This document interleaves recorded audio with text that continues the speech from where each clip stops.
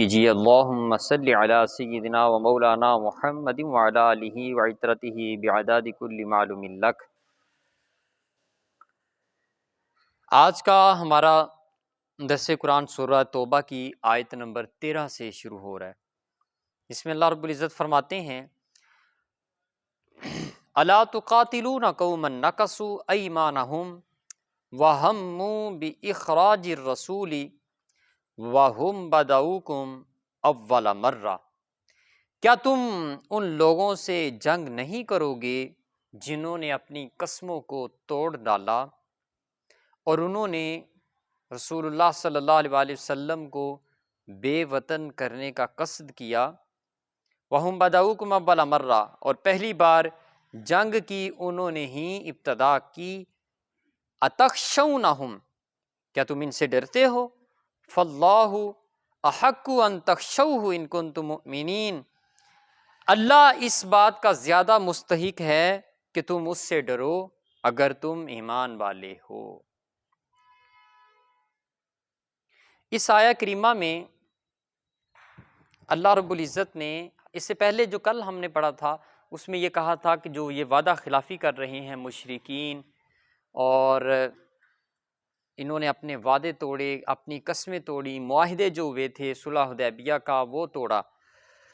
اب جب یہ سب کچھ کر چکے اور اس سے بڑا ایک جرم انہوں نے یہ کیا تھا کہ انہوں نے رسول اللہ صلی اللہ علیہ وآلہ وسلم کو اس وطن سے نکلنے پر مجبور کیا تھا۔ جب ہجرت کی مکہ مکرمہ سے تو وہ وطن تھا، رسول اللہ صلی اللہ علیہ وآلہ وسلم آپ دیدہ ہوئے، روئے جب مکہ چھوڑ رہے تھے تو آپ نے بیت اللہ شریف کی طرف دیکھا اور کافی دیر تک کھڑے ہو کر دیکھتے رہے اور پھر فرمایا کہ اے بیت اللہ، اے کعبہ، میں تجھ سے محبت کرتا ہوں، اگر تمہارے لوگ، تمہارے ارد گرد رہنے والے لوگ مجھے نکلنے پہ مجبور نہ کرتے تو میں یہاں سے نہ جاتا۔ یہ وہ لوگ تھے۔ اب ان کے ساتھ اللہ رب العزت فرما رہے ہیں کہ ان کے ساتھ اب تم لڑو۔ اتخشونہم، کیا تم ان سے ڈرتے ہو؟ سوالیہ انداز میں۔ فاللہ احق ان تخشوہ ان کنتم مؤمنین، اللہ مستحق ہے کہ صرف اللہ سے ہی ڈرا جائے۔ یہ قرآن جو ہے یہ انسان کو، ایک مومن کو دلیر بناتی ہے۔ وہ ایک اقبال کا شعر ہے نا، وہ کہتے ہیں کہ ان کا مسلک ہے کہ یہ ناقص ہے کتاب، سکھاتی نہیں مومن کو غلامی کے طریق۔ کہتے ہیں آج کا مسلمان کہتے ہیں کہ یہ کتاب ناقص ہے، یہ غلامی کرنا نہیں سکھا رہی، یہ غلامی نہیں سکھاتی، یہ حکومت کرنا سکھاتی ہے، یہ عروج سکھاتی ہے، یہ بلندی پہ جانا سکھاتی ہے، یہ دنیا کے ڈر انسان کے دل سے نکالتی ہے، صرف اللہ کا ڈر انسان کے اندر باقی رہتا ہے اور کسی کا بھی خوف اس کے دل میں نہیں ہوتا۔ آج جب وہ فلسطین میں اور اسرائیل کی جنگ ہو رہی ہے تو مسلمان ایک طرف ہیں، دوسری طرف وہ اسرائیلی یہودی ہیں، تو پاکستان کی 5 6 7 نمبر کی بڑی فوج ہے دنیا کی افواج میں سے، اور اسرائیل تو بہت پیچھے ہے پاکستان سے فوجی قوت کے اعتبار سے، اسلحہ وغیرہ بھی اتنا نہیں ہے ان کے پاس جتنا پاکستان کے پاس ہے، کچھ چند ایک جدید ان کے پاس ہیں لیکن پاکستان کے پاس وہ بھی، اور یہ چپ ہے، خاموش ہے اس کے اوپر کہ پتہ نہیں بولیں گے تو کیا ہو جائے گا۔ کوئی چند ایک ممالک کر رہے ہیں، ایران ہے، ان کی ایک حزب اللہ ایک جنگی تنظیم ہے، وہ حمایت کر رہی ہے حماس کی، وہاں پہ جو لڑ رہے ہیں ان کی، لیکن ہمارے وہ خواب غفلت میں سوئے ہوئے ہیں۔ تو اصل مسئلہ کیا ہے؟ اصل مسئلہ ہے ڈر۔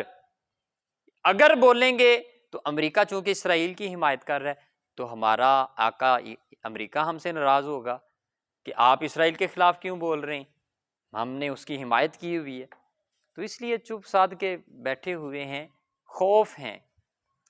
تو یہ اصل میں یہ قرآن مجید نے دلوں سے یہ باطل اور جھوٹے وہ فرعونیت کے جو دعوے دار ہیں ان کے خوف دلوں سے ختم کیے ہیں۔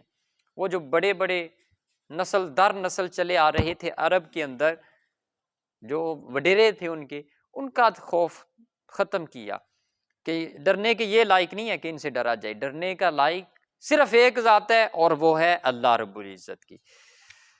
قاتلوہم یعذبہم اللہ بایدیکم ویخزہم وینصرکم علیہم ویشفی صدور قوم مؤمنین، ان سے جنگ کرو، اللہ تمہارے ہاتھوں سے ان کو عذاب دے گا، وَيُخْزِهِمْ وَيَنْصُرْكُمْ، اور ان کو رسوا کرے گا اور تمہاری مدد کرے گا، وہ ذلیل ہوں گے، وَيَنْصُرْكُمْ عَلَيْهِمْ، اور تمہاری ان کے خلاف اللہ رب العزت مدد کرے گا، وَيَشْفِي صُدُورَ قَوْمٍ مُؤْمِنِينَ، اور مومنوں کے دلوں کو اللہ رب العزت ٹھنڈک پہنچائے گا۔ یعنی جب تم ہمت کرو گے ایک دفعہ آؤ تو صحیح، اللہ رب العزت تمہارے ذریعے ان کو عذاب دے گا اور تمہاری مدد بھی کرے گا ان کے خلاف۔ تو اصل میں جو پہلی چیز ہے، بنیادی چیز ہے، وہ یہ ہے کہ حرکت تو کی جائے، حرکت کی جائے، کچھ نہ کچھ سٹینڈ دیا جائے۔ اب یہ نہ توقع ہو کہ جیسے وہ کعبہ شریف پر آیا تھا ابرہہ حاکم حملہ کرنے کے لیے تو ابابیل آ گئے تھے، تو ایسے ہی آ جائیں، یہ امید نہ رکھی جائے۔ تب تو امت محمدیہ نہیں تھی، آج تو ہے، آج تو موجود ہے نا ہم، تو اس لیے اب وہ والا توکل نہیں، توکل کا یہ مفہوم ہرگز نہیں ہے کہ انسان ہاتھ پہ ہاتھ دھرے بیٹھ جائے، ایسا ہرگز نہیں ہے۔ وہ ایک درویش جا رہے تھے نا جنگل کے اندر، درویش جنگل میں سے گزر رہے تھے، تو انہوں نے دیکھا کہ ایک لومڑی، وہ اپاہج تھی، ہاتھ پاؤں اس کے زخمی تھے، چل پھر نہیں سکتی تھی، ایسے بس پڑی ہوئی تھی، تو وہ گزر گئے۔ جب 4-5 دن کے بعد دوبارہ اسی رستے سے گزرے تو دیکھا کہ وہ وہیں پہ پڑی ہے اور زندہ ہے، تو وہ پریشان ہو گیا کہ اس کو تو مر جانا چاہیے تھا اب تک، یہ یہاں سے ہلی ہی نہیں ہے اور ابھی تک زندہ بھی ہے، تو یہ کیسے زندگی اس کی ممکن کیسے ہے، یہ کھا بھی کہاں سے رہی ہے؟ تو بیٹھ گیا۔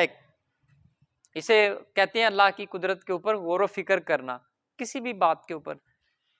تھوڑی دیر کے بعد ایک شیر آیا اور اس شیر نے منہ میں شکار لیا ہوا تھا، وہ کھایا اس نے بیٹھ کے، کچھ جو بچا کچا تھا وہ اس کے آگے پھینکا اور نکل گیا، اس نے وہ شکار کھا لیا جو بھی تھا۔ تو اس کا توکل جو ہے اس نے یہ مفہوم لیا، یہ ترجمہ کیا اس ساری بات کا کہ انسان بیٹھ جائے تو رزق تو آ ہی جائے گا، جیسے یہ بیٹھی بٹھائی کو رزق مل رہا ہے، کوئی اللہ کوئی نہ کوئی اس کا وسیلہ بنا رہا ہے، تو ایسے ہی ہم بھاگتے پھر رہے ہیں، ہم بھی بیٹھتے ہیں جا کے۔ وہ بزرگ نے بھی اپنا بوری بسترا اٹھایا اور مسجد میں بیٹھ گیا آ کے، اب وہ نمازیں پڑھ رہا ہے، جس نماز کا وقت ہو رہا ہے، اور اس کے بعد کونے میں بیٹھ جاتا ہے، نماز پڑھتا ہے کونے میں بیٹھ جاتا ہے، کسی نے کوئی لفٹ ہی نہیں کرائی کھانے شانے کی، کوئی صلح ہی نہیں ماری۔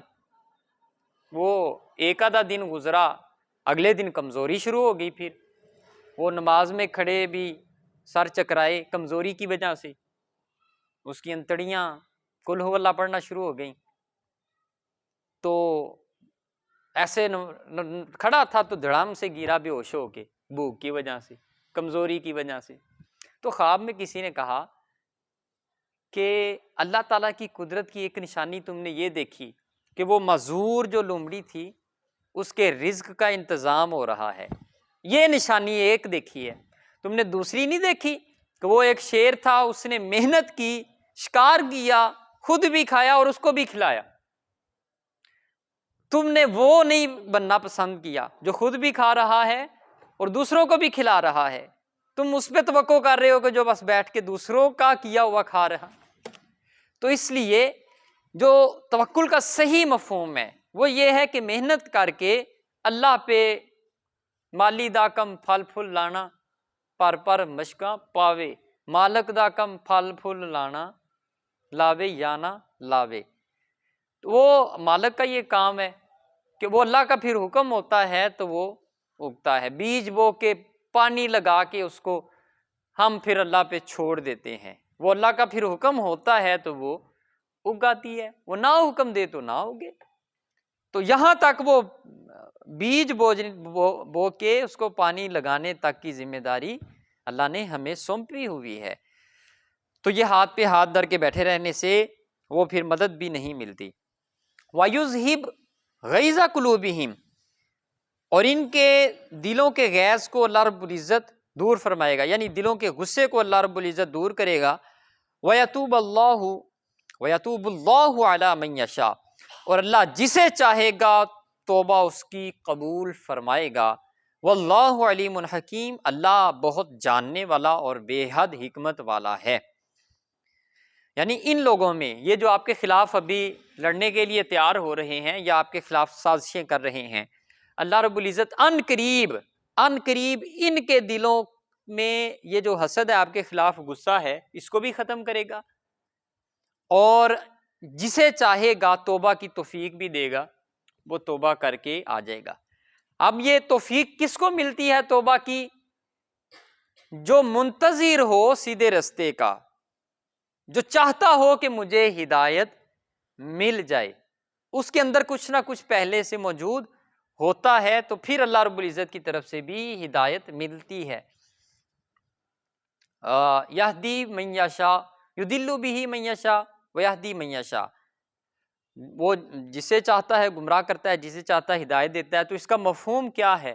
اس کا مفہوم یہی ہے، جو ہدایت کے طلبگار ہیں ان کو اللہ رب العزت ہدایت عطا فرما دیتا ہے، یعنی ان کے اندر ایک ایسا مادہ موجود ہوتا ہے جو ہدایت کو قبول کرتا ہے، اور جو ہدایت یافتہ نہیں ان کے اندر بھی مادہ موجود ہوتا ہے جو ہدایت کو دور کر رہا ہوتا ہے۔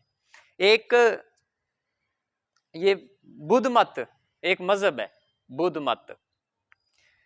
اچھا، ہم جو مسلمان ہیں ہم بھی کسی خدا کو مانتے ہیں، جو عیسائی ہیں وہ بھی کسی خدا کو مانتے ہیں کہ ہمیں خدا نے پیدا کیا ہے، یہودی بھی مانتے ہیں، ہندو بھی مانتے ہیں، سکھ بھی مانتے ہیں کہ کوئی خدا ہے، یا خدا کا وہ مفہوم ان کا الگ الگ ہے اپنا اپنا، لیکن وہ خدا کو اپنے معنی میں بھگوان رام یا جس طرح بھی کچھ نہ کچھ ان کا تصور ہے۔ کچھ ایسے لوگ ہیں کہ جو کہتے ہیں کہ کوئی خدا نہیں ہے، نہ وہ ہندو ہیں، نہ سکھ ہیں، نہ مسلم ہیں، نہ عیسائی ہیں، کوئی بھی کسی بھی خدا کے اوپر ان کا یقین نہیں ہے۔ تو وہ بدھ مت، ان کا وہ جو مذہبی رہنما ہوتا ہے، وہ میڈیٹیشن، وہ مراقبہ کروا رہا تھا اپنے پیروکاروں کو، اپنے بھگتوں کو۔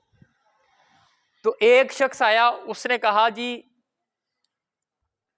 گوڈ ہے، خدا ہے، خدا ہے۔ تو اس نے ایسے آنکھیں بند کر کے، نہیں ایسے بیٹھا ہوا تھا، تو اس نے آنکھیں کھول کے ایسے اس کو دیکھا، تو اس نے کہا خدا نہیں ہے، کوئی خدا نہیں ہے، تو چلا گیا۔ اب جو سامنے بیٹھے تھے ان کو تو وہ کئی سالوں سے کہہ رہا تھا کہ خدا ہے، تو وہ ان میں سے کچھ پریشان ہو گئے، جو خدا نہیں ہے تو سانو اتنے سال کہڑے چکراں چ پایا ہوا ہے۔ تو جب وہ ان کے اندر وہ چمگوئیاں شروع ہوئیں، خسر پسر شروع ہوئی، تو ایک بھگت کھڑا ہوا، تو اس نے کہا کہ گرو جی خدا ہے؟ اس نے اس کی طرف دیکھا اور اس نے کہا ہاں خدا ہے۔ تو وہ بیٹھ گیا۔ ایک تیسرا اٹھا، اس نے کہا یہ سمجھ نہیں آئی، ایک کو کہہ رہے ہیں آپ کہ خدا نہیں ہے، اس کو کہہ رہے ہیں خدا ہے، تو یہ بات کس طرف گئی؟ ایک بات کرے نا کہ خدا ہے یا نہیں، ایک کو کہہ رہے ہیں کہ نہیں ہے خدا، ایک کو کہہ رہے ہیں خدا ہے، تو یہ ماجرا تو سمجھائیں۔ تو اس نے کہا کہ وہ جو بندہ آیا تھا نا، اس کے دل کو میں نے دیکھا ہے، اس نے سوال کیا کہ خدا ہے، میں نے دیکھا کہ اس کے اندر خدا نام کی کوئی چیز نہیں ہے، تو میں نے اسے کہا خدا نہیں ہے، جاؤ۔ اور یہ جو میرا بھگت تھا یہ اٹھا ہے، اس نے پوچھا کہ خدا ہے، میں نے بھی اس کا بھی دل دیکھا ہے، تو اس کے دل میں خدا تھا، تو میں نے کہا ہاں خدا ہے۔ نحن اقرب الیہ من حبل الورید، قرآن یہ کہتا ہے کہ ہم بندے کی شارک سے بھی زیادہ قریب ہیں، اتنا قریب اللہ رب العزت دی ذات ہے ساڈے کول۔ اسی جدوں محسوس کرانگے اس ذات نو، جنہ اس ذات نو اپنے اندر محسوس کران گے اُنّا چمک کے آئے گی. پھر یہ سوال ہی نہیں پیدا ہوئے گا کہ خدا ہے کہ نہیں ہے. یہ مسئلہ انہوں آتا ہے کہ جڑا کوئی تھوڑا جہا دین دے نال وابستہ ہوئے, جن نے کوئی 5-7 منٹ دیتے نے کوئی خدا نوں ہفتے دے وچ ایک دفعہ جمعہ پڑھ لیا, انہوں کوئی ایڈا مسئلہ نہیں ہے خدا ہے یا نہیں. پھر کی 5-7 منٹ ہی نا جمعے دے والے دن دینے نے, سانوں کی فرق پیندا خدا ہے یا نہیں. جن نے 5 واری دن چ آنا ہے, ٹھنڈے پانی نال صبح وضو کر کے آیا, پھر ظہر ٹائم آیا کام کار چھڈ کے, عصر ٹائم آیا, مغرب ٹائم آیا, عشاء دا ٹائم آرام دا بچیاں دا, اس ٹائم پھر آ گیا, اور پھر ذکر اذکار کر رہا ہے, حلال حرام دی تمیز رکھی ہوئی ہے کہ یہ خدا, ان دے واسطے یہ مسئلہ ہے کہ خدا ہے یا نہیں. اے جڑا اتنا مطلب اسی کر رہے ہیں یہ واقعی خدا دا حکم ہے, ان دے واسطے اصل دے وچ یہ والا ان دے ذہن چ سوال پیدا ہوندا ہے. اصل دے وچ ہدایت جیڑی ہے, ہدایت ان دے واسطے اپنے دل دا جڑا کوزا ہے نا اینوں سیدھا رکھنا ہے, الٹا نہ ہوئے کہ جدوں ہدایت ساڈے کول آ رہی ہووے الٹے برتن دے اوتے برس کے سجے کھبے ضائع نہ ہو جائے. بس یہ آئے سورہ فاتحہ دے وچ ہے نا, اہدنا الصراط المستقیم, اے اللہ سانو ہدایت عطا فرما سیدھے رستے دی. یعنی نماز دے وچ او کھڑا ہے لیکن دعا مانگ رہا ہے کہ اہدنا الصراط المستقیم, اے اللہ سیدھے رستے دی ہدایت عطا فرما. سیدھا رستہ تے ٹھیک ہے, وہ نماز دے وچ کھڑا ہے, صرف نماز ہی سیدھا رستہ نہیں, اس تو علاوہ بھی بڑے معاملات نے جنہاں دے وچ سیدھا ہونا ضروری ہے انسان دا. کوئی نماز پڑھ کے جا کے کسی دا حق ماری جا رہا ہے, یا رزق نے کمانا سی, نماز پڑھ کے گیا اور رزق حلال کمانا سی, حرام دے وچ ملوث ہو گیا, وہ ہدایت تو ہٹ گیا اور نماز دا اثر بھی ختم ہو گیا. اس واسطے جڑا کیا نا کہ اللہ رب العزت جس کو چاہے گا اس کی توبہ قبول فرمائے گا, اس کا مطلب یہی بنتا ہے کہ اللہ رب العزت ان کے دلوں کو دیکھتا ہے کہ جو اس کی طرف جھکتے ہیں, اللہ رب العزت ان دلوں کو قبول فرماتا ہے. ام حسبتم ان تترکوا ولما یعلم اللہ الذین جاہدوا منکم ولم یتخذوا من دون اللہ ولا رسولہ ولا المؤمنین ولیجا.